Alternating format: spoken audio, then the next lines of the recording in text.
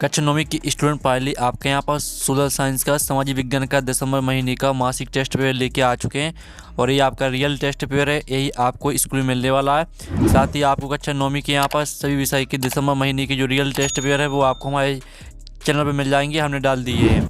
ठीक है, तो हम इस वीडियो में आपका सामाजिक विज्ञान पेपर कंप्लीट करेंगे। आप यहाँ पर देख लीजिए मंथली टेस्ट दिसंबर 2025, subject social science class 9, time आपका 1 घंटे रहेगा, मार्क्स आपका 20 अंक का रहेगा। अब चलिए जो आपका सामाजिक विज्ञान पेपर वो देख लेते हैं। प्रश्न पहला आता सही विकल्प चुनकर लिखिए, जो कि आपके 2 नंबर के रहेंगे। पहला आता 1906 में इंपीरियल फॉरेस्ट रिसर्च इंस्टीट्यूट की स्थापना कहाँ हुई? तो आपका इसका ऑप्शन आता दिल्ली, बा आता देहरादून, सा आता कोलकाता और दा आता मुंबई। तो जो आपका प्रश्न पहला दिया गया 1906 में इंपीरियल फॉरेस्ट रिसर्च इंस्टीट्यूट की स्थापना कहाँ हुई? तो इसका राइट आंसर आपका हो जाएगा देहरादून। ठीक है, देहरादून आपका यहाँ पर राइट आंसर रहेगा पहले का। फिर आपका यहाँ पर दूसरा आता लोकतंत्र बचाओ का नारा 1977 में दिया गया था। तो इसका आपका ऑप्शन आता जयप्रकाश नारायण, और बा आता हेमवती नंदन बहुगुणा, और सा आता आपका राधा कृष्णन, और दा आता आपका कर्पूरी ठाकुर। तो जो आपका यहाँ पर दूसरा दिया गया लोकतंत्र बचाओ का नारा 1977 में दिया गया था, तो इसका उत्तर आपका हो जाएगा जयप्रकाश नारायण, आपका राइट आंसर रहेगा। अब चलिए आपके जो सही विकल्प वो कंप्लीट हो जाते हैं। अब आते हैं प्रश्न 2, रिक्त स्थानों की पूर्ति कीजिए, जो कि आपके 2 नंबर के रहेंगे। तो पहला आता है स्थानांतरित कृषि को डोडो कृषि भी कहा जाता है। तो यहाँ पर स्थानांतरित कृषि को आपका यहाँ पर झूम कृषि भी कहा जाता है। ठीक है, स्थानांतरित कृषि को झूम कृषि भी कहा जाता है। तो झूम आपका पहले का उत्तर रहेगा। फिर जो आपका दूसरा आता है लोकसभा चुनाव के लिए देश को 543 निर्वाचन क्षेत्रों में बांटा गया। तो 543 आपका दूसरे का उत्तर रहेगा।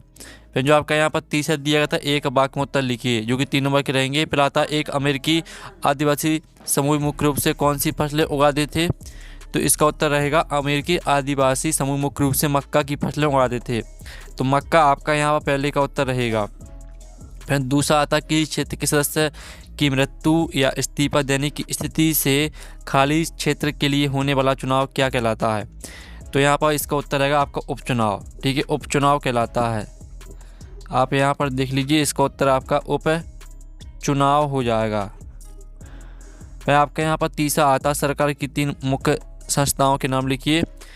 तो जो सरकार की 3 मुख्य संस्थाएं हैं वो है आपकी विधायिका, कार्यपालिका और न्यायपालिका। ठीक है, पहली आपकी रहेगी विधायिका, और दूसरी आपकी कार्यपालिका, और तीसरी न्यायपालिका। ठीक है, याद कर लीजिए। अब चलिए आपके यहाँ पर देख लेते हैं अति लघु उत्तरीय प्रश्न, जिसमें आपका पहला आता है गद्दी समुदाय किसे कहते हैं या कहाँ रहते हैं? दूसरा आता लोकसभा के लिए आरक्षित सीटों की संख्या लिखिए।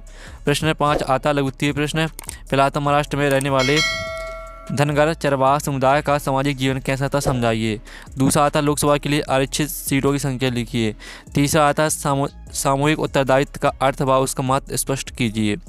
तो चलिए आपके प्रश्न 4 में जो आपके अति लघु उत्तरीय प्रश्न दिए गए पहला दूसरा इसका उत्तर देख लेते हैं। और जो आपके लघु उत्तरीय प्रश्न दिए गए प्रश्न 5, इसके अंतर्गत आपके 3 प्रश्न दिए गए हैं लघु उत्तरीय प्रश्न, इनके उत्तर भी देख लेते हैं। तो स्टूडेंट आप यहाँ पर देख लीजिए, जो आपका पहला प्रश्न दिया गया था गद्दी समुदाय किसे कहते हैं या कहाँ रहते हैं? तो इसका उत्तर है गद्दी एक चरवाहा समुदाय जो मुख्य रूप से हिमाचल प्रदेश की पहाड़ी क्षेत्रों में रहते हैं।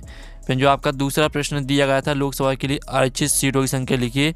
तो लोकसभा में अनुसूचित जाति SC के लिए 84 और अनुसूचित जनजाति ST के लिए 47 सीटें आरक्षित हैं। ये आपका ठीक है पहले और दूसरे प्रश्न दोनों के प्रश्न के उत्तर हो जाते हैं। अब चलिए प्रश्न 5वें के पहले वाले प्रश्न जो दिया गया था, तो प्रश्न 5वें के पहले वाली का उत्तर देख लीजिए। फिर जो आपका दूसरा प्रश्न दिया गया था सामूहिक उत्तरदायित्व का अर्थ व उसका महत्व स्पष्ट कीजिए। तो इसका उत्तर आप यहाँ पर देख लीजिए। सामूहिक उत्तरदायित्व का अर्थ है कि पूरी मंत्रिपरिषद एक टीम की तरह कार्य करती है और अपने सभी निर्णयों के लिए संसद के लिए संयुक्त रूप से जिम्मेदार होती है।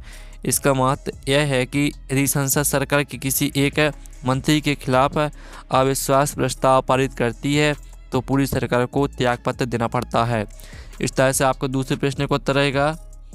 ठीक है, और जो आपका तीसरा प्रश्न है उसका उत्तर भी आप यहाँ पर देख लीजिए, ये आपका तीसरे प्रश्न का उत्तर रहेगा। तो इस तरह से जो आपका सामाजिक विज्ञान का टेस्ट पेपर है वो कंप्लीट हो जाता है। साथ ही आपको यहाँ पर ठीक है दिसंबर महीने के सभी विषय के जो टेस्ट पेपर हैं वो आपको हमारे चैनल पे मिल जाएंगे, हमने डाल दिए हैं। ठीक है, तो हम नेक्स्ट वीडियो मिलते हैं। Thanks for watching.